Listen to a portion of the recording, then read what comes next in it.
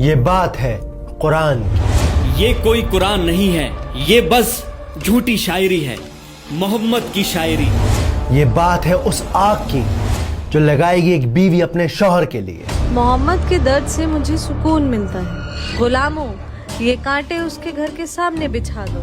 یہ کہانی ہے اس انسان کی جس نے رسول اللہ کو بھرے بازار میں رسوا کیا. مکہ والو، اس کی بات مت سننا، یہ میرا بھتیجا محمد ہے اور یہ دیوانہ ہے، دیوانہ. وہ دیکھو پاگل آدمی. یہ بات ہے سورہ لہب. اکثر مسلم فیملیز میں بچوں کو قرآن کا رٹا لگوا دیا جاتا ہے. مطلب پتہ ہونا ہو، چاروں قول سورہ لہب یاد ہونی چاہیے. تبت یدا ابی لہب و تب. شاید اسی وجہ سے آج قرآن ہمارے گھروں میں تو ہے لیکن دلوں میں نہیں.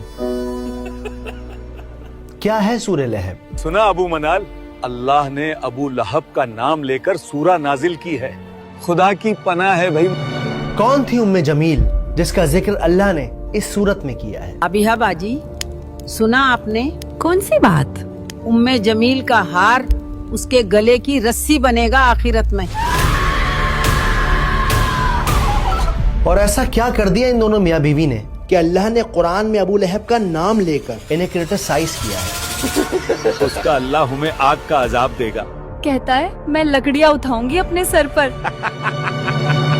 اور سب سے زیادہ امپورٹنٹ، کیسے یہ صورت لیونگ پروف ہے قرآن کے میراکلس ہونے کا، جانیں گے اس ویڈیو میں. سورہ لہب مکہ میں اس وقت نازل ہوئی جب ابو لہب نے ظلم کی ساری حدیں پار کر دی. وہ اللہ کے نبی کو پریشان کرتا، ان کو گالیاں دیتا، انہیں بھرے بازار رسوا کرتا.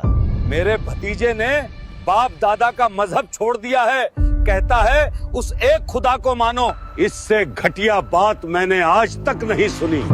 تعجب ہے. مگر اس سب کی شروعات اس صبح ہوئی جب سورج کی کرنیں مکہ کی زمین کو چوم رہی تھیں. اونٹ ریتیلے میدانوں میں دوڑ پڑے تھے. کوئی صبح صبح خود کو شیشے میں نہار رہا تھا، کوئی ناشتہ کر رہا تھا تو کوئی ابھی بستر پر انگڑائیاں لے رہا تھا. یہاں ہاتھ جیتے جا رہے ہیں اور انہیں دن بھر بستر توڑنا ہے اور کام ہی کیا ہے. اے جی، اب سوتے ہی رہو گے کیا؟ لیکن کوئی تھا جو صفا کے پہاڑ پر چڑھ رہا تھا. وہ پہاڑ پر کون ہے؟ محمد.